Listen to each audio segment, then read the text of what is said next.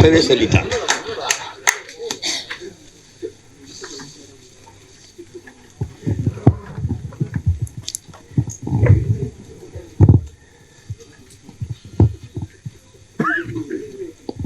பேரன்பும் பெருங்கோபமும் இந்த திரைப்படத்தினுடைய அறிமுக விழாவிற்கு வருகை தந்து வாழ்த்தி சென்றிருக்கிற அன்பிற்கும் பாசத்திற்கும் உரிய அப்பா எஸ்.ஏ. சந்திரசேகர் அவர்களுக்கும், மதிப்பிற்குரிய அண்ணன் ஆர்.வி. உதயகுமார் அவர்களுக்கும், இங்கே அமர்ந்திருக்கிற என் அன்பிற்கினிய தம்பிகள் வசந்தபாலன், தம்பி சுசீந்திரன், தம்பி கண்ணன் அவர்கள், என்னுடைய குரு சித்ரா லட்சுமணன் அவர்கள், தம்பி கரு பழனியப்பன், எண்ணற்ற படைப்பாளிகள், அந்த வரிசையில் இப்போது தம்பி சிவபராஸ் அவர்களும் இணைந்திருக்கிறார். இங்கே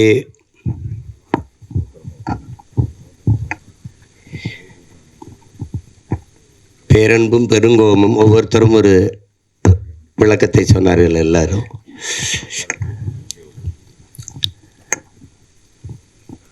பெருங்கோபத்தினுடைய பிறப்பிடமே இந்த பேரன்பு தான். நான் என்னுடைய தம்பி படத்தை எடுக்கும்போது தம்பி என்று தலைப்பு வச்சுட்டு கீழே தலைப்பு எழுத்தா பேரன்பும் பெருங்கோபமும் கொண்டவன் என்று போட்டிருந்தேன். அதில் இது தம்பிங்கிறது எங்கள் தலைவரை தான் குறிப்பிட்டு எடுத்தேன்னு எல்லாருக்கும் தெரியும். அதில் அது பேரன்பும் பெருங்கோபமும் கொண்டவன் அப்படின்னு போட்டேன். அது ஏன் பேரன்பு? அவருடைய பேரன்பு, தன் இனத்தின் மீது இருந்த பேரன்பு, அந்த இனம் அழித்து ஒழிக்கப்படும் போது அதை காக்க வேண்டிய பெருங்கோபத்திற்கு அவர் ஆளாயிட்டார். இங்கே பாரதியினுடைய பெருங்கோபம், அந்த ஆவேசமான கவிதை வீச்சுக்கு காரணம் அவன் இந்த மண்ணை மக்களை நேசித்த வச்சிருந்த காதல் தான் காரணம். அப்படி அதை உள்ளடக்கமாக வைத்து இந்த ஒரு படைப்பு படைக்கப்பட்டிருக்கு. இதில் எல்லாத்தை விட பெரும் பாராட்டுக்குரியவர்கள் இப்படி புதியவர்களுக்கு துணிந்து வாய்ப்பு கொடுத்த தயாரிப்பாளர் மதிப்பிற்குரிய ஜெயகிருஷ்ணன் அவர்கள் தான். அவருடைய மனைவியார் பெயரில் காமாட்சி ஜெயகிருஷ்ணன் அவர் தயாரிச்சிருக்கார். அப்புறம் என்னுடைய தம்பி திருமலை வருத்தப்படுறாரு இருக்கிற திரையுலகிற்கு இருக்கிற நெருக்கடிகளை குறித்து. இதெல்லாம் ரொம்ப நாள் இருக்காது, நீங்கள் கவலைப்படாத, சரி பண்ணிடலாம்.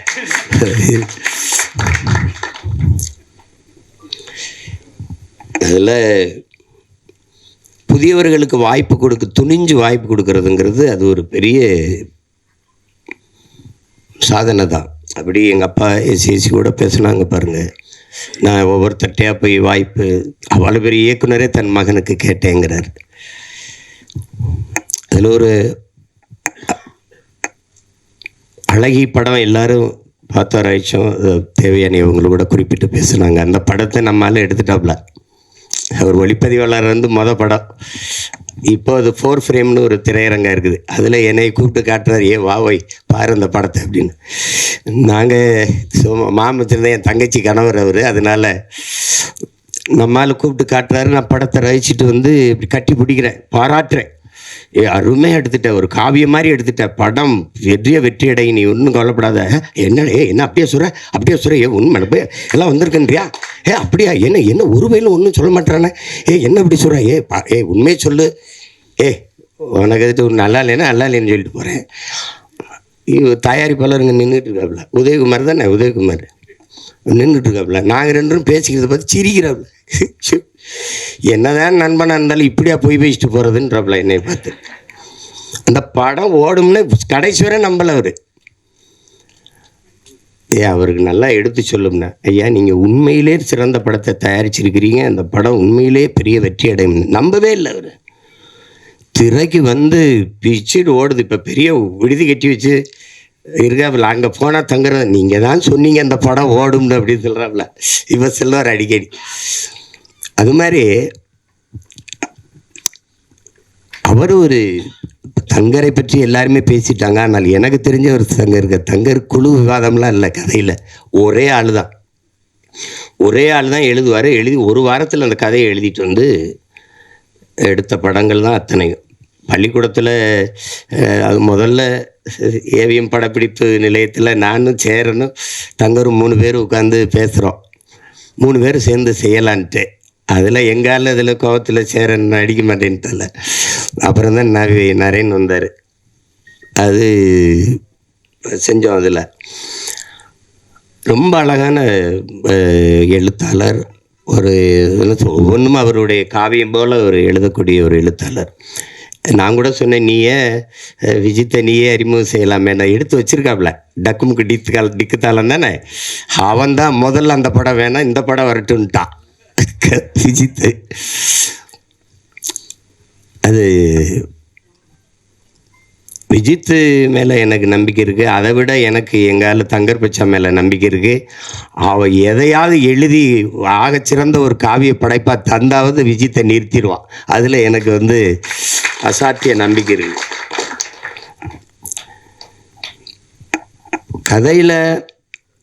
கதை என்ன சொல்ல வருதுன்னு அப்புறம் பார்ப்போம். ஆனால் விஜித் சொன்ன மாதிரி நான் எதிர்பார்க்கல. சின்ன பிள்ளையிலேருந்து அரவிந்தை விஜித்தை நம்ம பார்க்குறோம். ஆனால் ஒரு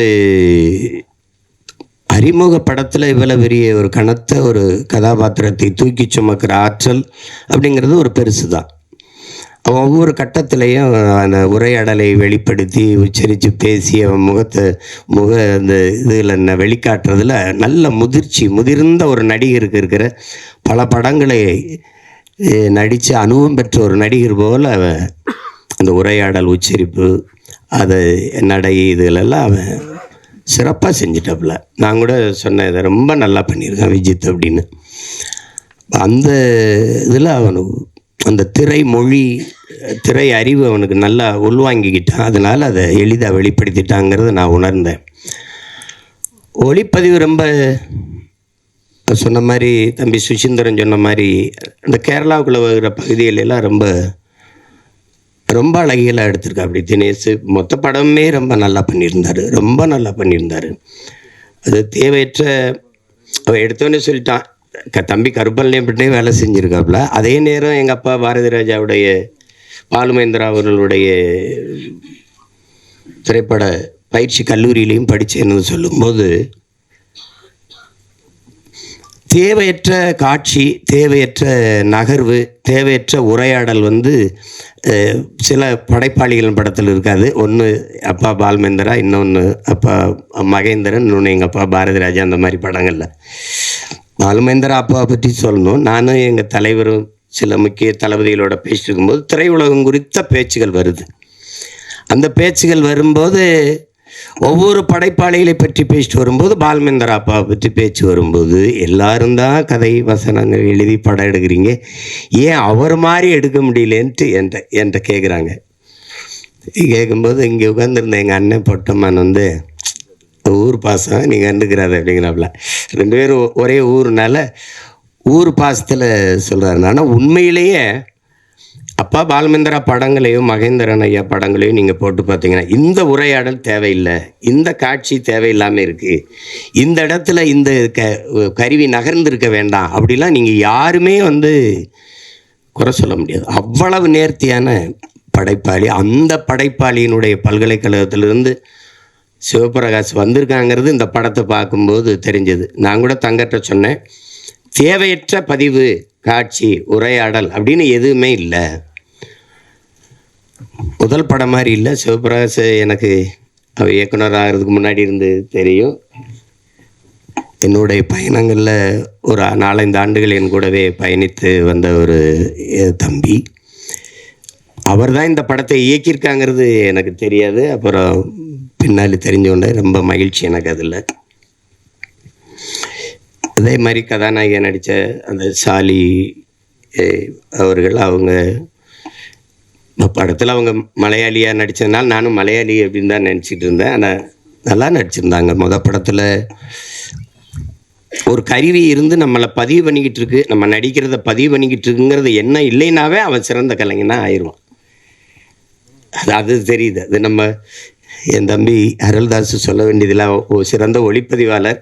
அவன் செய்ய வந்த வேலை வேறு, இப்போ செஞ்சுக்கிட்டு இருக்க வேலை வேறு.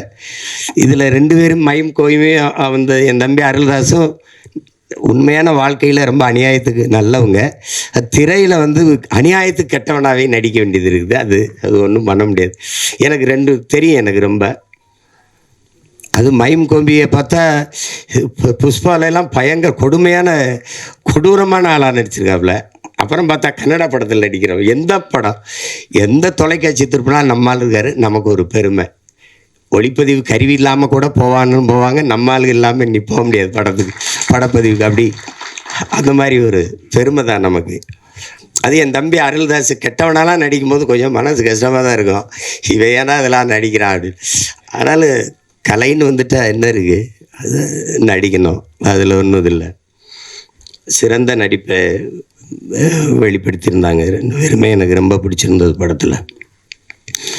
அதில் போய் என் தம்பி வினோத் காவல்துறை அதிகாரியாக நடிச்சிருந்தார்.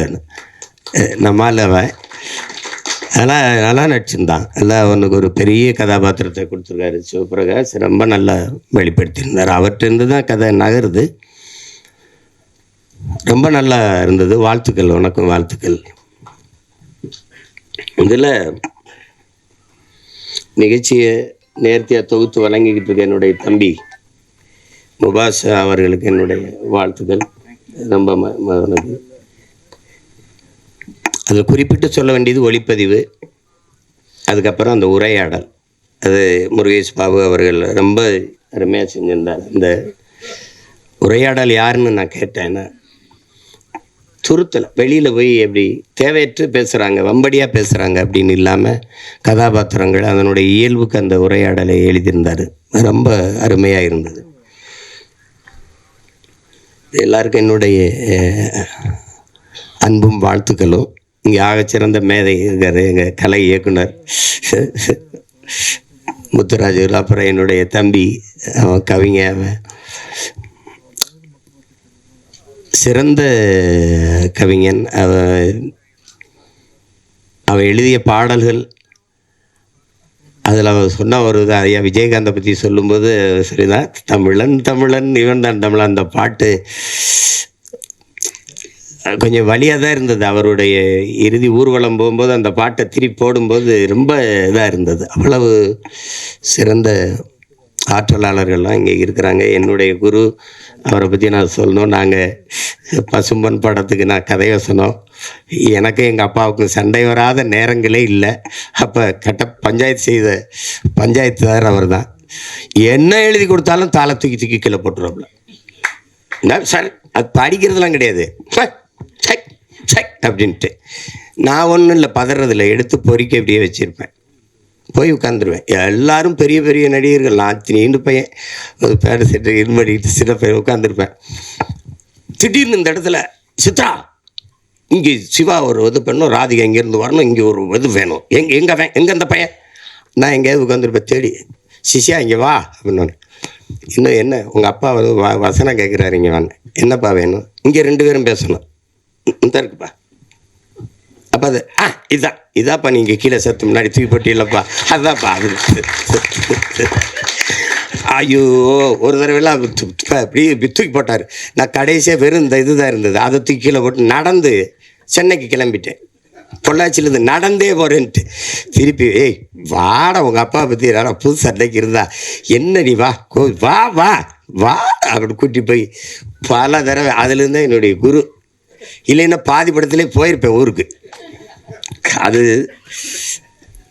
சொன்ன மாதிரி, தம்பி சொன்ன மாதிரி திரை உலகத்தினுடைய என்ன சொல்ற களஞ்சியம்தான் எங்கள் ஐயா. நடிகர் திலகம் ஒரு நடிப்பில் கலைக்களஞ்சியம்னா, இந்த ஆண்டு இந்த படம் இப்படி வந்தது, இந்த திரையரங்கில் வெளியிட்டாங்க, இது இத்தனை நாள் ஓடிச்சு, இதனால் இது ஓடிச்சு, இந்த பண்டிகையில் வெளியாச்சு, எல்லாமே அவருக்கு தெரியும், அவர் நினைவுக்குள்ளே இருக்குது. அவ்வளவு இங்கே இருக்கிற மூத்த இதழியலாளர்கள் எங்கள் ஐயா போன்றோர் இருக்காங்க.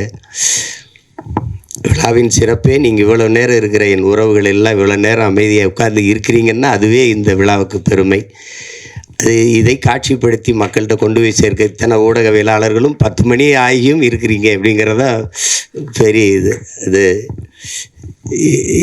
எனக்கு பார்த்திங்கன்னா ஒரு நேரம் ஒரு ஊரில் இருக்கணும், ஒரு நேரம் ஒரு ஊரில் இருக்கணும். நேற்று எங்கேயோ இருந்து வந்தோடனே வா படம் பார்க்கன்னு கூப்பிட்டாப்புல, அங்கே போனேன். இன்றைக்கி நீதிமன்றத்தில் நிற்கணும், நின்றுட்டு 5 மணிக்கு வந்து இறங்கினேன். வா இங்கே பாட்டு வெளியிடணும்னு கூப்பிட்டாப்புல. வேற ஆளாக இருந்தால் போய் வேலை இருக்குன்னு சொல்லலாம், அவர்னா போன்ருப்பேன். விஜித்துக்காக வர வேண்டியது இருக்குது. இவரெல்லாம் யார் பார்ப்பா? என் தங்கச்சிக்கு என் பிள்ளை விஜித்து அரவிந்துக்காக பார்க்க வேண்டியிருக்கு. ரெண்டாவது, எங்கள் தங்கர் சொன்ன மாதிரி நம்ம எல்லாருமே வெறுக்கிற இதுகள் இருக்குது, செயல்கள் இருக்குது. ஒன்று ஊழல், லஞ்சம் யாருக்கும் பிடிக்கலை, இந்த நாட்டில் யாருக்கும் பிடிக்கலை. ஆனால் ஒரு கேள்வி எழுது, யாருக்குமே ஊழல் லஞ்சம் பிடிக்கலையே, அப்போ யார் கொடுக்குறா, யார் வாங்குறா? சரிதானே? லட்சுமி ராமகிருஷ்ணன் இருக்காங்க, அவங்க தான் நியாயமான தீர்ப்பு சொல்லணும். ஏன்னா இல்லை, ஒரு கேள்வியை நம்ம இப்படி கேட்டு பார்ப்போம். உங்களுக்கு ஊழல் பிடிக்குமா? லஞ்சம் யாருக்காது பிடிக்குமா? தங்கச்சி உங்களுக்கு பிடிக்கும்? பிடிக்க யாருக்கும் பிடிக்காது. அப்போது யார் தாண்டா கொடுக்குறா, எவன் தாண்டா வாங்குறான் தெரியல. எங்கே இந்த ஊழல் லஞ்சம் பிறக்குது அப்படின்னா, தனக்கு கிடைக்காதது எவனுக்கும் கிடைக்கக்கூடாது, எவனுக்கும் கிடைக்காதது எனக்கு கிடைச்சிடணும். இந்த எண்ணத்தில் தான் ஊழல் லஞ்சமே பிறகு. கோயில் கருவறையா முதல்ல கும்பிட்டு போயிடணும், அதுக்கு 1000 ரூபா சிறப்பு தரிசனம் கட்டிடு, என்ன லஞ்சம். பிரசவரையா அங்கே போனால் மனைவி சேர்த்தனா மருத்துவர்னு கூட சொல்கிறது இல்லையே, நம்ம தான் டாக்டர். எவ்வளவு செலவானாலும் பரவாயில்ல, காப்பாற்றிருங்க. அந்த வார்த்தையே லஞ்சமாயிருது. எவ்வளவு செலவானாலும் பரவாயில்லையா, அப்போ காசுக்காரன் போடுறான்னு திட்டிடுறான். கோயில் கருவறையிலிருந்து தாயின் கருவறை வரைக்கும் ஊழல் லஞ்சம் இருக்குது. ஒரு மருத்துவக் கல்லூரியில் படிக்க போனோன்னா 10 இடம் தான் இருக்குது, ஆனால் 100 பேர் காத்திருக்கான்னா அவனுக்கு கிடைக்காத இடம் எனக்கு கிடைக்கணும்னா ஒரு இடம் 1 கோடின்னா கட்ட தயாராக இருக்கான். அங்கே யாருக்கும் கிடைக்காதது எனக்கு கிடைக்கணுங்கிற அந்த எண்ணத்தில் பிறந்துருது இந்த ஊழல் லஞ்சம். அதனால் ஒழிக்க முடியல. அதே மாதிரி தான் இந்த சமூகத்தின் மிக கொடிய நோய். இன்னைக்கு நேரத்தில் கதாநாயகி விட பாடினாங்க, நம் பாட்டன் பாரதி பாடினது. பாரதி ஒன்று, இந்த சமூக கட்டமைப்பின்படி அவன் தாழ்ந்தவனோ அவன் தாழ்த்தப்பட்டவனோ அப்படி கிடையாது. அவன் உலகத்தில் அவனை மாதிரி ஒரு மகன் இந்த மண்ணில் பிறந்திருக்கான்னா நீங்கள் எவனுமே இருக்க முடியாது.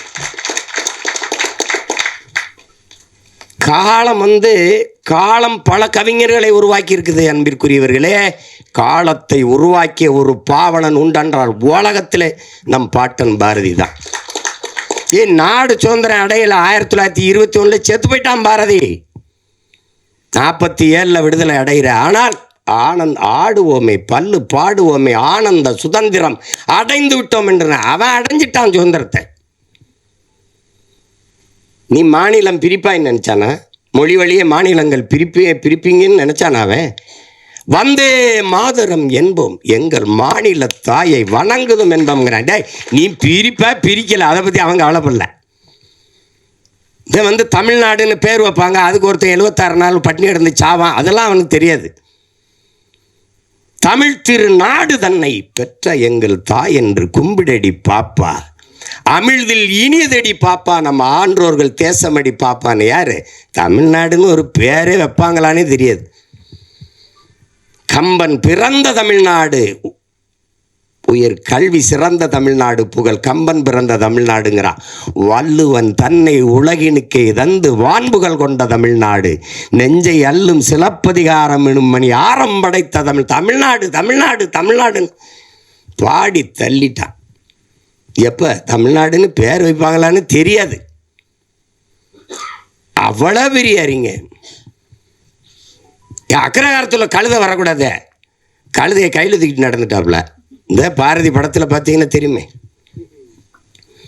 மதம் மாத்துறது நீ பார்த்துருக்கா? உலகத்தில் சாதி மாற்றின ஒரே மகான் பாரதி தான். கனகலிங்கத்தை கூப்பிட்டு மீதி எடுத்து போட்டு பூணூவில் போட்டு இன்னையிலிருந்து நீ பறையன் இல்லை ஐயன். யாரா? சுப்பிரமணிய பாரதி பண்ணான்னு சொல்கிறா. போடா. அப்படி ஒரு ஆள் நம்ம ஆள். அவன் சொல்கிறான், அவன் மனசுக்குள்ளே எம்பிட்டு வழி இருந்தா, சாதிகள் இல்லையடி பாப்பா, குல தாழ்ச்சி உயர்ச்சி சொல்லல் பாவம், நீதி உயர்ந்த மதி கல்வி அன்பு நிறைய உடையோர்கள் மேலோர்ன்றான். அதுக்கு முன்னாடி ஒரு கிளவி வர்ற, அறிவு மூதாட்டி வர்றா. சாதி இரண்டொழிய வேறில்லை சாற்றுங்கால் நீதி வலுவா நெறிமுறை. சாதி இரண்டுன்னா நம்மால் என்ன பண்ணுறான்? ஆஞ்சாதி பொஞ்சாதி. அது இல்லை சாதி, அது இல்லை. ஆண்பால் பெண்பால், அது பாலியல் வேறுபாடு.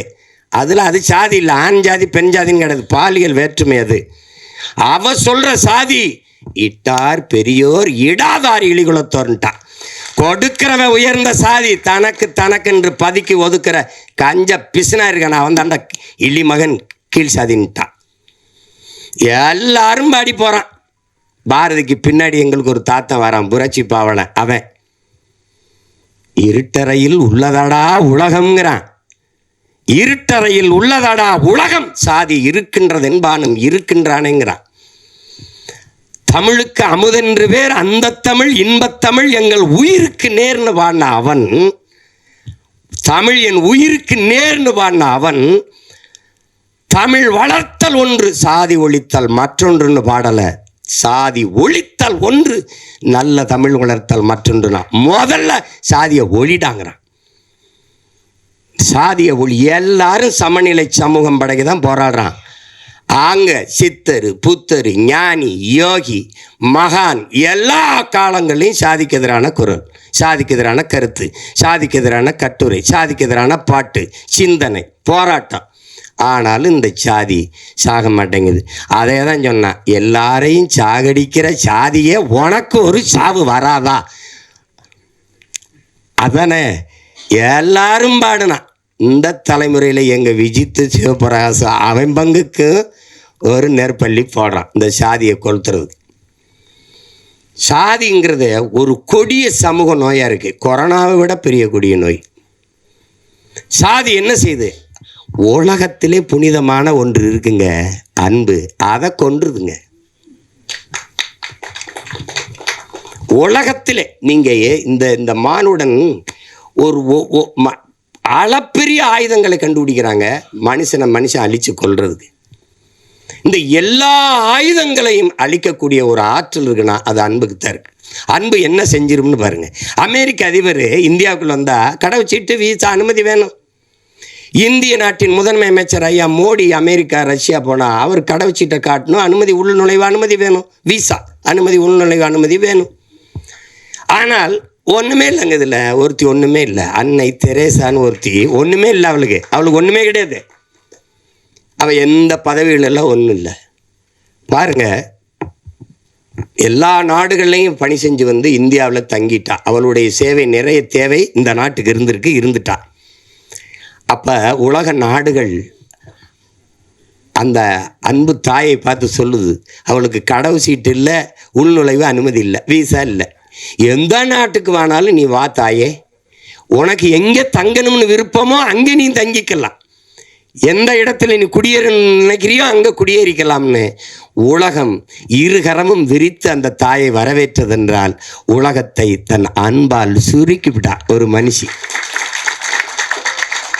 அந்த அந்த மதம் சாதி எல்லாம் பேசிட்டுக்கிறானா, எல்லாவற்றிலும் புனிதம் ஒன்று இருக்குது, மனிதம். அந்த மனிதத்தை கொன்றுது. ஆகச்சிறந்த ஒன்று அன்பு, அதை கொன்றுது இந்த சாதி. சாதி மதம் நீங்கள் என்ன சாதாரண நினைக்கிறீங்களா? கல், சாராயம், இந்த கஞ்சா, அவினு, கொட்கைன்னு இந்த இதெல்லாம் இருக்குல்ல, அது போட்டால் தான் போதை ஏறும். சாதி மதமும் சொன்னால் ஏறிடும்ன்றான். இந்த மார்க்ஸை விடவா ஒரு மேதை இருக்கான் அந்த நாட்டில். 2000 ஆண்டுகளில் இவனை போல ஒரு சிந்தனையால் இன்னும் பிறக்கலைன்றா. அவனே சொல்கிறான் மதம் ஒரு அப்படின்னு சொன்னால் ஏறிடுன்றான். மற்ற போதையெல்லாம் படுத்து தூங்கினா இறங்கிரும். சாதி மத போதை ஏறிச்சுன்னா செத்து பாடையில் போனாலும் ஏறாது. ஏன்னா தனி சுடுகாடு அவனுக்கு. செத்தாலும் ஆறுமுக கவுண்டர் சுப்பிரமணிய நாடார்னு எழுதி வைப்பானா இல்லையா கல்லறையில்? செத்தாலும் போகாது. இந்த சாதி ஒரு சமூக நோய். குறிப்பாக எங்களுக்கு தமிழ் தேசியர்களுக்கு பெருநோய். இந்த மண்ணில் பிறந்த ஒரு பெரிய புரட்சியாளன் எங்களுடைய அண்ணன் தமிழரசன் அவர்கள் எழுதுகிற, டேய் சாதி, மதம், சாராயம்,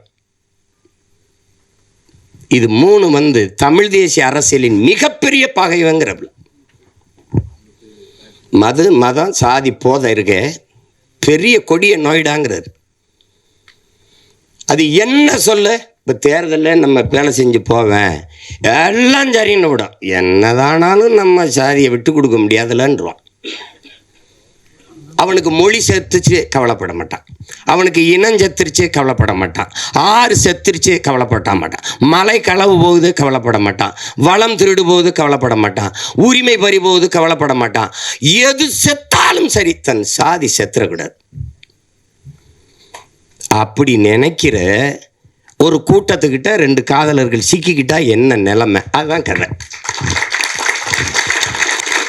ஒரு பேரன்பை ஒருத்தன் வைக்கிறான், அந்த பேரன்புக்கு பிரச்சனை. அந்த அன்பை சிதைச்சவனை ஒழிக்கணும்னு நினைக்கிறான், பெருங்கோபம். இதுதான் படம். சரிதானே வை? ஆமான்டாப்ல.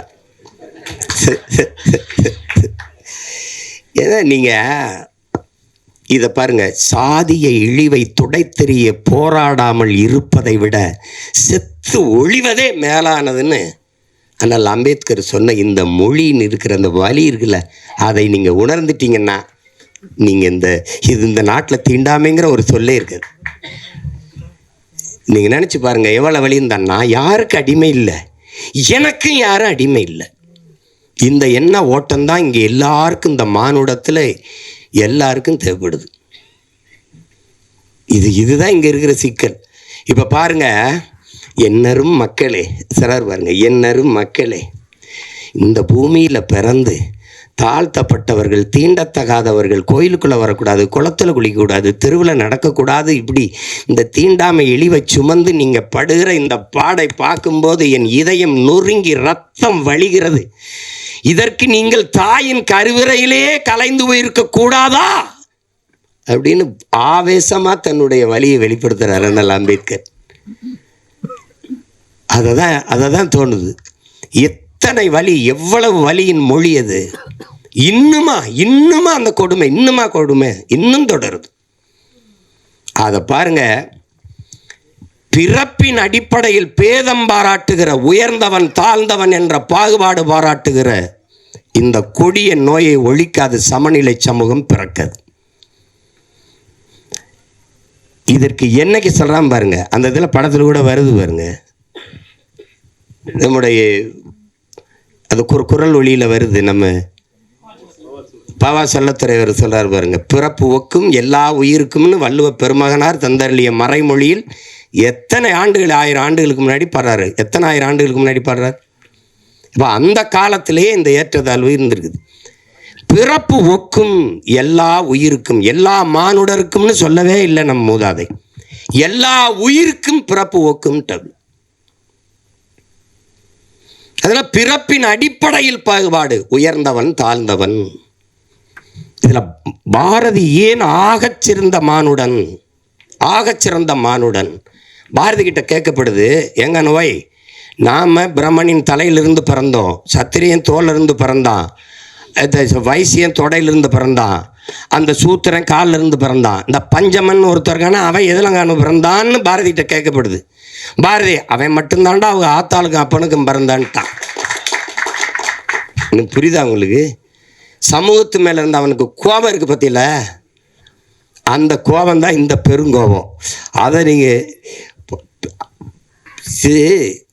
இது என்ன, அது இழிவை சுமந்து பார்க்குறவனுக்கு தான் தெரியும். நீங்கள் இந்த வலி வந்து இது மேல்தட்டு மக்களுக்கு ஒன்றும் தெரியாது. இது நாட்டாமல் பண்ணிட்டு இது ஒரு போதை, இது ஒரு மனநோய்.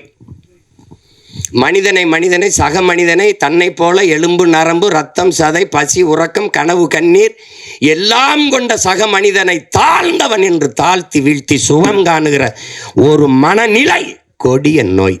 அது மனநோய். அதான் அங்கே இருக்கிறது. ஒத்ததறிவார் உயிர் வாழ்வார் மற்றெல்லாம் செத்தாருள் வைக்கப்படும்ட்டான் வள்ளுவ பெருமகனார். காரணம் என்ன?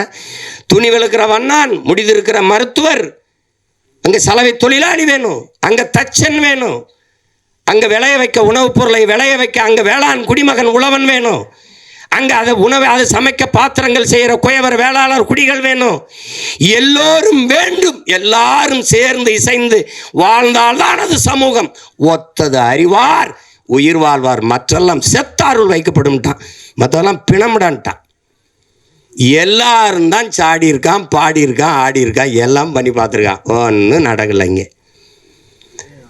இங்கே சாதிக்கு ஒரு சாமி, சாதிக்கு ஒரு சமநிலை சமூகம் எங்கே இருக்குது? செத்த பிறகு கூட பணத்தை புதைக்கிறதுல இவனுக்கு இந்த சாதிக்கு இது, இந்த சாதிக்கு இது, இந்த சாதிக்கு அது. இதில் எந்த சாதிக்கும் பாகுபாடு இல்லாத ஒரு தேசத்தை படைக்கும் உலகத்தில் இந்த நிலத்தில் முடியல. எங்கள் உயிர் தலைவன் அவன் கனவு கண்ட தேசத்தில் தமிழீழ நாட்டில் நீ எவனாவே இரு, என் கோட்டுக்குள்ளே என் நாட்டுக்குள்ளே வந்தால் நீ தமிழனா இருன்னு ஒரு மக்களை உருவாக்கி இறந்து போன எல்லாரையும் ஒரே இடத்தில் மாவீரர்கள் துயிலும் இல்லம் என்று நீ பெரிய தளபதினாலும் படு, நீ சாதாரண வீரனாலும் படு, நீ எவனாவே இரு, உயர்ந்தவன் தாழ்ந்தவன் பாகுபாடு இல்லாது எல்லோரும் ஒரே. இங்கே உயர்ந்த சாதிக்காரன் சுடுகாட்டு வழியை கூட தாழ்ந்த சாதிக்காரன் பிணத்தை எடுத்து போக முடியாது. ஆனால் இங்கே மகான்கள் தோன்றியிருக்கார்கள். காந்தி தோன்றியிருக்கிறார், அண்ணல் அம்பேத்கர், பெரிய புத்தன் பூலே எல்லாரும் தோண்டிட்டான். ஒன்றும் எடுபடல, ஒன்றும் சரியில்லை. இன்னொரு தலைமுறை இந்த சாதி மதத்தை காலில் போட்ட செருப்பாக போட்டு தேய்ச்சி நடந்தாலே ஒழிய இது சாகாது. இந்த கருமத்தை ஒழிக்காம சமநிலை சமூகம் படைப்பது என்பது சாத்தியமில்லை. வெற்று வார்த்தை. சாதியை இழிவு தீண்டாமை கொடுமைகளை வைத்துக்கிட்டு சாதியை ஏற்றதாறுகளை வைத்து கொண்டு சமூக முன்னேற்றம் சமூக மேம்பாடு என்று பேசுவது என்பது சாக்கடை குழியின் மேலே போடுகிற சந்தனம் பந்தலுக்கு சமம், மலக்குழியின் மேலே போடுகிற மல்லிகை பந்தலுக்கு சமம்னு அண்ணல் அம்பேத்கர் சொல்கிறாருன்னா காரணம் அவர் அனுபவித்த வழி. அவரை போல ஒரு கல்வியாளன் இந்த உலக வரலாற்றில் உண்டா சொல்லுங்க? ஒரு மனிதன் 10,000 புத்தகங்கள் தன் வாழ்நாளில் படிச்சிருக்கணும், அது குறைந்த தகுதி. ஆனால் 64,000 புத்தகங்களை படித்த ஒரு மகன் உண்டென்றால் அது அண்ணல் அம்பேத்கர் தான். ஆகச்சிறந்த கல்வியாளன். படுக்கிற இடம் கூட படிக்கிற இடத்துக்கு பக்கத்தில் இருக்கணும்ட்டு நூலகம் எங்கே இருக்கோ அங்கே தான் அறை எடுத்து தங்கியிருக்க. அப்பேற்பட்ட அறிஞன் சொல்லித்தான், இந்த சாதிய இழிவை தொட தெரிய போராடாமல் இருப்பதை விட செத்து ஒழிவதே மேலானதுறான்ட்டார். அப்போ அது அந்த வலியை இந்த ஒரு 2 மணி நேரமா 2 மணி நேரம் அந்த படத்தில் எவ்வளவு அழகாக சொல்ல முடியுமோ, அதாவது அது அதிகப்படியாக மிகைப்படுத்தாமல் இல்லை, ஆங்கிலத்தில் ஓவர் ட்ராமான்னு சொல்லுவாங்க. இந்த அது சொல்லணும், புரியும்படியாக சொல்லணும்ல சில இது. அவன் சொல்லிக்கிட்டே இருந்த தம்பி ஏன்னா வர முறைலாம் ரொம்ப தேங்க்ஸ் சொல்கிறேன், ரொம்ப நன்றி சொல்ல மாட்டான்னு சொல்லிட்டு இருந்தான். அது நமக்கு பழகிருச்சு. இப்போ சும்மா பேரளவில் நம்ம ஒரு மொழியை பேசிட்டு ஏதோ ஒன்று தெரியுறோம், அது இப்படி பழகிருச்சு. அதில் மிக ஆழமான ஒரு பதிவு, அந்த கருத்தை அது ஒரு கவித்துவமாக தாங்கி நிற்குது. ரொம்ப மிகைப்படுத்தாமல் தன் இயல்பு ஓட்டத்திற்கு இந்த கருத்துக்களை படம் சொல்லுது, வலியுறுத்துது. நல்ல ஒரு பதிவு. இனிவரும் தலைமுறையாவது இந்த சிந்தனையிலிருந்து விடுபட்டு எல்லாவற்றையும் தாண்டி ஒரு புனிதம் இருக்குது, அதான் மனிதம். அதை நோக்கி இந்த மானுடம் பயணிக்கணும். அதில் தான் இந்த உலகம் வந்து சரி வரும். இதுதான் ரொம்ப கஷ்டம். இன்றைக்கி நமக்கு ஒரு பிரச்சனை இருக்குது. காக்கை செத்தான, கொக்கு செத்தான, யானை செத்தான, புலி செத்தான, பூனை செத்தானன்னு கவலைப்படாமல் போயிட்டுருக்கோம். அதெல்லாம் செத்தா பார்க்க நம்ம இருக்கோம். நம்ம செத்தா எவனும் இருக்க மாட்டான். அதெல்லாம் எந்த உயிர்மை நேயம் கொண்டு வாழ்ந்த ஒரு இனத்தின் மக்கள் சக மனித சாவையே இன்றைக்கி ஏறிட்டு பார்க்குறது இல்லை, போய்கிட்டே இருக்கும். அது பெரிய துயரம்தான். அப்போ இதில் ஒரு சிறந்த படைப்பு. இதில் என்னுடைய தங்கர் அவர்கள் குறிப்பிட்டது மாதிரி பெரிய எங்களுக்கெல்லாம் அந்த வாய்ப்பு கிடைக்கல. நாங்கள் அவருடைய பெரிய அன்பு பிள்ளைகளாக இருந்தும் நான்லாம் முதல் படத்துலேயே அவரோட இணைந்து வேலை செய்யணும்னு நினச்சேன். அந்த வாய்ப்பை பெற முடியல. தங்கர் கூட அழகிலாம் வேலை செஞ்சிட்டார். ஆனால் முதல் படத்திலே தம்பி சிவபிரகாஷுக்கு அந்த வாய்ப்பு கிடைச்சிருக்குது பெருசு. எங்கள் அப்பா இளையராஜா அவர்களோட பணியாற்றுறது. அவர் இசை ஞானி அப்படின்னு சொல்கிறதெல்லாம் ரொம்ப குறைவு. இது ஏன் அவர் இசை ஞானியாக இருக்கணும்? அறிவு என்பது அறிவது, ஞானம் என்பது உணர்வது. இசையை அறிய முடியாது, உணரணும். அதனால் அவர் இசை ஞானி என்று கருணாநிதி அவர்கள் வச்சு அழைச்சதுனால அது இசை ஞானின்னு வந்துட்டுது. அதையும் தாண்டி அவரை சொல்லணும்னா அவர் இசை இறைவன், இசை அமைப்பது இசையமைப்பாளர், இசையை அருளுவது. ஒரு இறைவன்கிட்ட போய் என்ன வேணாலும் கேட்பான் பாருங்கள். இந்த தேர்வில் நான் வெற்றி பெற்றணும், எனக்கு அதிக மதிப்பெண்களை கொடுத்துரு, எனக்கு கை காலுக்கு நல்ல சுகத்தை கொடுத்துரு, எனக்கு நிறைய மூளையை கொடுத்துரு, என்ன கேட்டாலும் கொடுத்துருன்னு நினைக்கிறான் பாருங்கள். அப்படி கொடுக்கும்னு நம்பிக்கை உள்ள ஒன்றுக்கு பேர் இறைன்னு வச்சோம். நீ என்ன வேணாலும் கேளுங்க, தந்துடும். அப்போ இங்கே கிராமத்தில் இப்படி ஒரு பாட்டு போடுவார். நீங்கள் வேணால் பாருங்கள், உலகத்தில் இப்படி ஒரு இசை அறிவு கொண்ட, இசை ஆற்றல் கொண்ட ஒரு மேதை, பீத்தோவன், பால்மரியட்டு, மோசாட்டு எல்லாம் சொல்லுவாங்க. கொண்டு வந்து எங்கள் ஊர் படத்துக்கு ஒரு 2 மணி நேரம் பின்னணி இசை வாசின்னு சொல்லுங்கள், தெரிஞ்சிடும் யாரும் பெரிய மேதைன்னு. என்ன முத்துராஜ் போட்டு வாசிக்க சொல்லுங்கள். தளபதின்னு ஒரு படத்தை எடுத்துக்கிறங்க. ஒரே இசையமைப்பாளர், ஒரு மியூசிக் கம்போசர், ஒரு இசையமைப்பாளர், ஒருவரே இந்த படத்துக்கு இசையமைச்சிருக்காரு, இந்த பாடல்களை உருவாக்கியிருக்காருன்னு யாராவது ஒத்துக்கிட்டா சொல்லுங்க. எடுத்த உடனே ஒரு பாட்டு, சின்ன தாயவள் தந்த அந்த பாட்டு போகும். கொஞ்சம் நேரம் அடி ரக்கம்மா கையை தட்டு சங்கு சக்கு சக்கு சக்குன்னு போகும். அதில் வந்து தேவாரத்திலிருந்து ஒரு இதை போடுவார், கும்பிட்ட குரு ஒரு போடுவாங்க, சோபன அறிமுகத்துக்கு ஒரு இதை போடுவார். திருப்பி காட்டுக்குயில் மனசுக்குள்ளே பாட்டுக்குன்னு ஒன்று போகும். திடீர்னு சுந்தரி கண்ணால் ஒன்று போடும், யமுனையாற்றிலே ஈர காற்றிலே குடியா பீத்தவான் வா, மோசாட்டு வா, பால் மறிட்டு வா, போடுற அப்படி 7 பாட்டு போட்டு விடாப்பா, சேதறிடுவான். யமுனை ஆற்றிலே ஈர காற்றிலே கண்ணனோடுதான் பேட. இவர் தான் சங்கு சக்கு சக்கு சக்கு, அதான் அவர் தான் கம்போசர். காட்டுக்குயில் மனசுக்குள்ளே பாட்டு, அதான் கம்போசர். திருப்பி ஒருத்தர் சுந்தரி கண்ணாலூர், அதுவும் எல்லாம் ஒரே ஆளுன்னு சொல்லி எவனாவது உலகத்தில் நம்பிட்டானா என்னை கேள்வி. அது எங்காலால் தான் முடியும். இப்போ டோனி சிறந்த ஆட்டக்காரர் தான், ஆனால் அவருக்கு சென்னை சேப்பாக்கம் மைதானம் தான் சரியாக இருக்கும், மற்ற இடத்துல சரியாக ஆட மாட்டார். அப்படிலாம் இல்லை, எங்கால எந்த திடலில் விட்டாலும் அடிப்பார்.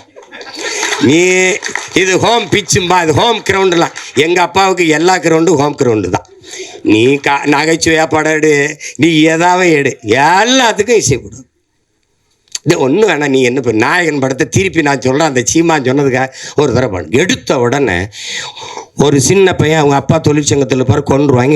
இங்கேருந்து கருவிக்குள்ளேருந்து, அது ஃப்ரம் தி கேமராங்கிறது, இங்கேருந்து ஓடுவான் ஒரு சின்ன பையன். ஓடும்போது தூத்துக்குடியிலேருந்து ஓடும்போது அப்படி தென்பாண்டி சீமையிலே தேரோடு வீதியிலே மான் போல வந்தவனே யாரடிச்சார். அந்த பாட்டுக்கு தாளம் இல்லை, வெறும் புல்லாங்குழல். தாரதாரி அப்படியே போய் பொழுது அடைஞ்சிரும். பொழுது விடியும் மும்பையில் படுத்து கிடப்பான். இது இதையெல்லாம் எங்கள் அப்பாட்ட சொன்ன வச்சுக்க, நீ எதையுமே மறக்க மாட்டேங்கிறாயிடா. அது இல்லைப்பா, மறக்கிறதுக்கா பார்க்குறது. இது ஒரு இசையே இல்லை. அண்ணன் கமலஹாசன் வந்து இந்த பிள்ளைகள்லாம் அப்படி ஒரு கொசு வலைக்கு கீழே படுத்துருக்கும்போது அப்படி தென்பாண்டி சீமையில தேரோடும் வீதியில், அது அண்ணன் குரலில் வரும். அந்த கமல் அண்ணன் பாடும்போது அதுக்கு தாளம் போட்டுருப்பாப்புல, நல்ல தாளம், தபேலாலாம் வாட்சி போவாப்புல. இது அப்பப்போ வரும்போதெல்லாம் தபேலா போயிட்டே இருக்கும். கடைசி எங்கள் அண்ணன் செத்துருவாப்புல, சுட்டுருவான். அந்தவன் செத்து இப்படி விழுந்த உடனே அந்த கோட்டை சரிஞ்சிருச்சு, அந்த பேரரசு இடிஞ்சிருச்சு, அழிஞ்சிருச்சு. பட் தென்பாண்டி சீமையிலே டங் முரசு அதிருது. உலகத்தில் இப்படி ஒரு இசையமைப்பாளர் காட்டுறான். உலகத்தில் இப்படி ஒரு இசையமைப்பாளர். அவர் ஒரு திரைக்கதை, இவன் என்ன ஒரு திரைக்கதை எழுதுறான், வசனம் எழுதுறான். அவர் தனியாக உட்காந்து ஒன்று எழுதிட்டு இருப்பாப்புல. இப்போ நான் சொல்கிறது உங்களுக்கு இதை மணிரத்னம் ஐயா வந்து சொல்லி வாங்கியிருப்பாருன்னு நினைக்கிறீங்களா? இந்த இடத்துல தவேலா போடுங்க, இந்த இடத்துல வெறும் புல்லாங்குழல்லே போங்க, அங்கே வந்து அவர் இறந்துட்டார், அவ்வளோதான், கோட்டையே சரிஞ்சு விழுந்துருச்சு. அப்போ முரசு அதிர்தான். தென்பாண்டி சீமையிலே டங் தேரோடு வீதியிலே டங். இந்த மாதிரி இங்கே போய் பாருங்க. அவர் சொல்கிறதுக்கு என்ன இருக்கு, எத்தனாயிரம் பாட்டு, ஒவ்வொன்றும் அப்படி தான். இதுதான் எங்கள் இளையராஜா. அதனால தான் இசை இறைவன், இசையை அருள்வார். இன்றைக்கெல்லாம் ஒரு என்ன நடக்குது, பாட்டுக்கு மெட்டமைச்சிக்கிட்டு இருக்கோம். அது ஆங்கிலத்தில் கம்போசிங். 4 மாதம் 3 மாதம் 6 மாதம் அது வரும்போது வரும். எங்கள் தங்கருக்கு விஜித்துன்னு பேர் வந்த மாதிரி வரணும், ஒரு மெட்டு வரணும் இல்லையா, அப்படி வரணும். ஆனால் எங்கால் எப்படி தெரியும்ல, இங்கே இருங்கங்க, காலையில் ஒரு பாடல், மாலையில் ஒரு பாடல் பதிவு பண்ணி அனுப்பிடுவோம்ல. இப்போ சின்ன தம்பி பாடல்லாம் எவ்வளோ புகழ் பெற்ற வெற்றி பாட்டு, எவ்வளோ நேரத்தில் இசையமைச்சிரு மெட்ட அமைச்சிருப்பாருன்னு நினைக்கிறீங்க? அரை மணி நேரம் தான். அடுத்தாலாம் சொல்கிறதுக்கு இல்லை, நான் தான் இருந்திருக்கேன். நான் எங்கள் அப்பா மணிவண்ணனுடைய இணை இயக்குனர், அவர்கிட்ட பெட்டி வச்சுக்கிட்டு நின்றுட்டு இருந்தேன். நான் அவர் நின்றுக்கிட்டே இருந்தேன். அவர் கண்டுக்கலை. தம்பி அந்த இடத்துல இந்த பாட்டு ஒன்று பாடி கட்டில் இல்லைடா, அது எப்படி வரும்னு அது சொல்கிறா ஐயாட்டா அப்படின்னோடனே, அது இன்னும் இவனை பாட சொல்கிறாரு, நான் பெட்டியோட நிற்கிறேன், நாங்கள் 2 பேரும் தான் போயிருக்கேன். அவர் சொல்கிற என்னது யார், என்னோட எங்கள் அப்பா சொல்கிறார் அசோசியேட் டைரக்டர். நான் ப்ரொடக்ஷன் மேனேஜர் நினச்சேன்.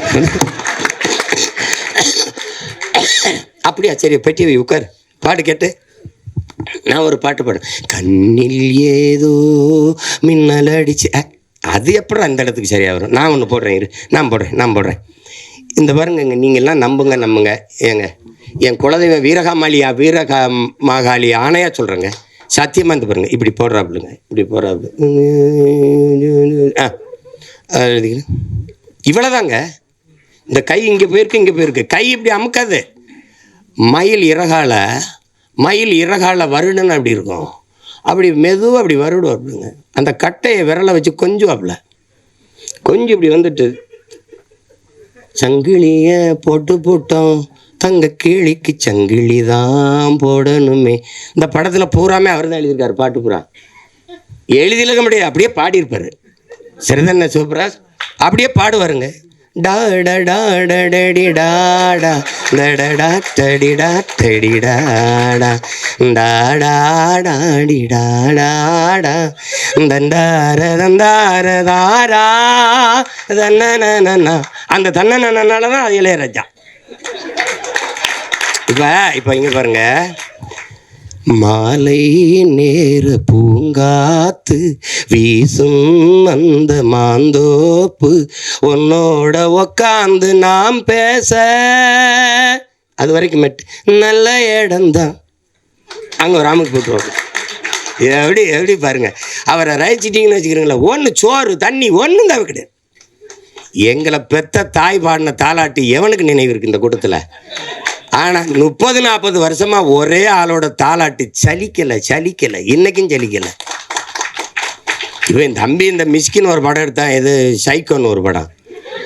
அதில் என்னமோ தம்பி உதயநிதி ஒரு இதை வச்சுக்கிட்டு பாடுறாப்புல. அதில் ஒன்று நினச்சி உருகி போனேன் மெழுகா. யாரா இருந்தாலும் யாரா விட, இன்னைக்கு யாராவலோ என்னை தீண்டும் காற்றின் விரலோ, யாராவலோ தாலாட்டின் தாயின் குரலோ, ஒன்ன நினைச்சு உருகி போனேன் மெழுகா, நெஞ்ச ஓதச்சு பறந்து. எங்கள் ஆள் பாருங்க, விஜித்துக்கும் போடுவார், விஜித்து பையன் இயக்கம் வந்தாலும் போடுவாப்ல.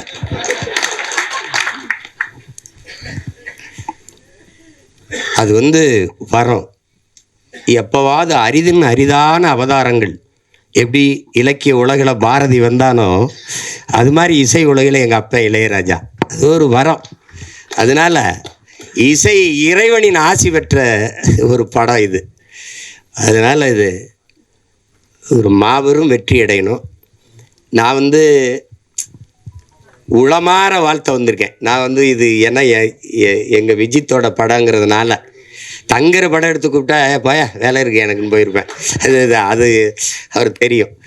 சிரமந்தான். இப்போ போய் 3 நாள் ஆச்சு இப்படி சுற்றிட்டு திரிஞ்சு, காலையில் இன்னும் ஓடணும். அது ஆனாலும் இந்த விழாவும் இந்த நிகழ்வும் எனக்கு ரொம்ப முக்கியமானது. அது நான் அரவிந்து தான், எங்கள் அரவிந்து அவன்தான் இந்த வேலையை செய்ய ஆரம்பிப்பான்னு நினச்சேன் நான். ஆனால் விஜித்து வந்திருக்கேன். எனக்கு நான் இவ்வளவு விஜித்திட்ட எதிர்பார்க்கலை. ஒரு முதிர்ந்த நடி எங்கள் அண்ணன் சந்திரசேகர் இருக்காங்க. அவங்க அந்த பாலைவனச்சோலையில் நடித்த போது அவ்வளவு இதாக இருக்கும். அந்த உரையாடலை வெளிப்படுத்துகிற ஆற்றல், அந்த இதெல்லாம் உடல் மொழியெல்லாம் ரொம்ப மென்மையாக அது மாதிரி நடிச்சிருக்கான். அது முதல் படம்னு சொல்ல முடியாத அளவுக்கு நடிச்சிருக்கான் விஜித்து. பாராட்டுகள். அதில் ரொம்ப பெருமைக்குரிய ஒரு நிகழ்வு. இதில் நீங்கள் விஜித்தை பாராட்டுவது, தங்கரை பாராட்டுவதும் தான், என்னை பாராட்டுவதும் தான், இங்கே இருக்கிற ஒவ்வொருத்தரையும் பாராட்டுவதும் தான். இருந்தாலும் இது அவனுக்கு ஒரு தொடக்கம். தேவயானி அவர்கள் சொன்னது போல் உன்னுடைய தனித்திறமையில் தான் நீ வெல்லணும்.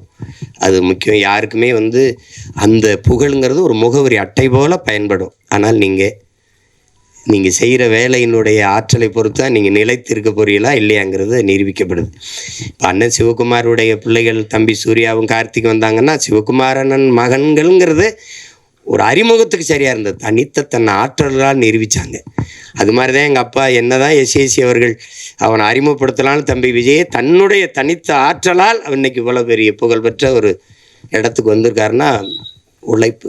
எப்படி பார்த்தாலும் உடன் பிறந்தார்களே, வெற்றிக்கு ஒரே ஒரு வாய்ப்பு தான் இருக்குது, கடுமையான உழைப்பு. அதை தவிர எல்லா வேதனைக்கும் ஒரே ஒரு மருந்து தான் சாதனை. சாதனையை எப்படி தொட முடியும்? வெற்றியின் மூலமாக. வெற்றியை எப்படி அடைய முடியும்? கடுமையான உழைப்பின் மூலமாக. அதனால் உழைப்பு உழைப்பு உழைப்பு, அதை தவிர ஒன்றும் கிடையாது. அந்த பேரன்பும் பெருங்கோபத்துக்கு உங்கள் எல்லாருக்கும் எளிய உதாரணம் சேகுவேரா. அவங்களுக்கு தெரியும். கியூபா விடுதலை புரட்சியாளன். பசியோடு இருந்தார்கள் மக்கள், உணவளித்தேன், மனிதாபிமானி என்றார்கள். அது அவனுடைய பேரன்பு. ஏன் இவர்களுக்கு உணவு கிடைக்கவில்லை என்றேன், என்னை கம்யூனிஸ்ட் என்றார்கள் தான். அது மாதிரி அந்த உணவு ஏன் கிடைக்கவில்லை என்ற கேள்வி எழுப்பின கோபம்தான் அது. உணவு அளித்தது பெரும் பேரன்பு. அவர்களுக்கு ஏன் உணவு கிடைக்கவில்லை என்று கேள்வியை எழுப்பியது பெருங்கோபம். அதுதான் இந்த சமூகத்தை பார்த்து இந்த படம் பல கேள்விகளை எழுப்புது. எத்தனை காலத்துக்குடா இந்த சாதி சனியனை வச்சு எங்களை சாகடிப்பீங்கன்னு அன்பு கொண்ட நெஞ்சங்கள் கெஞ்சுது. அதான் படம். தயவு செய்து படத்தை பார்த்து ஆதரவு கொடுங்க. ஊடகவியலாளர்கள்லாம், ஐயா ரஜினிகாந்த் படம் வந்தால் எப்படி எழுதுவீங்களோ, தம்பி விஜய் படம் வந்தால் எப்படி எழுதுவீங்களோ, அதுபோல் இது படம். புதியவர்களை வரவேற்கணும். அது இல்லைன்னா புதிதான ஒன்று எதுவும் வராது. இப்போ என்னையெல்லாம் தேர்தலில் போட்டியிடுறேன்னே யாரும் சொல்கிறது இல்லை. கருத்து கணிப்பில் கூட இந்த கட்சின்னு ஒன்று இருக்குது, சீமான்னு ஒருத்தர் இருக்கான், அவனும் போட்டி போட போகிறான்னே சொல்கிறது இல்லை. அங்கே இருக்குது ஒரு பெரிய தீண்டாமை. அதை ஒழிக்க நான் போராடிட்டு இருக்கேன். இது சமூகத்தில் இருக்க தீண்டாமை ஒழிக்க தம்பி எல்லாம் சேர்ந்து போராடுறாங்க. எல்லாருக்கும் என்னுடைய அன்பும் வாழ்த்துக்களும்.